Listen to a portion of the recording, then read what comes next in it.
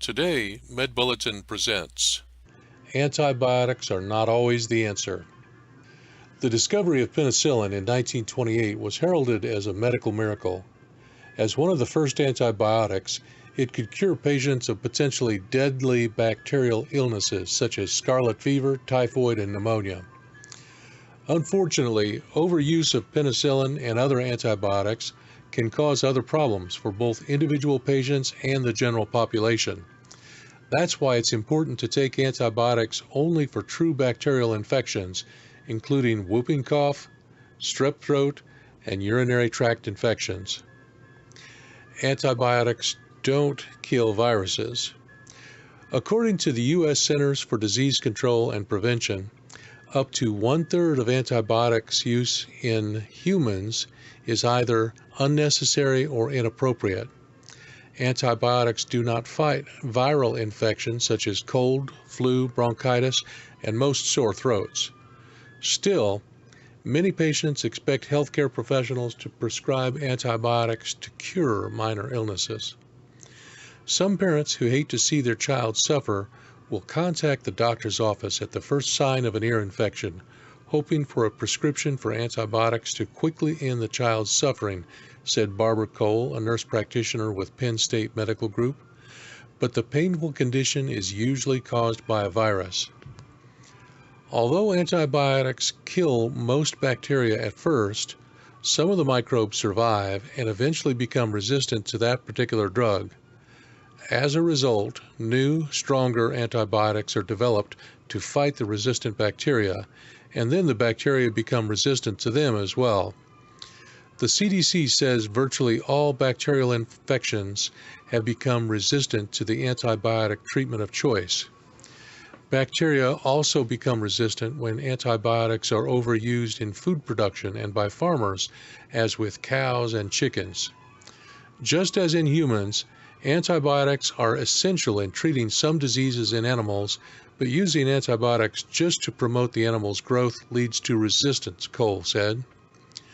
When a person is infected with an antibiotic-resistant infection, medical professionals must resort to stronger, more toxic antibiotics to fight it and help that individual get well again. Illnesses last longer and in more cases lead to death. According to the CDC, every year more than 23,000 people in the United States die from bacterial infections that are resistant to antibiotics. Relieve symptoms without antibiotics. Antibiotics are not the answer for every cold, flu, or ear infection, Cole said. Often a few days of rest and at-home remedies will cure a minor illness, she recommends. For example, for the cold or flu, drink fluids, get plenty of rest. To comfort a sick young child, simply sit and rock him or her. For ear infections, apply warm compresses. Runny nose, use saline drops or sprays. Run a cool mist vaporizer. Elevate the head, such as by putting an infant in a car seat. Sore throat, soothe with cool drinks, cough drops for older children, or honey for children at least 1 year old.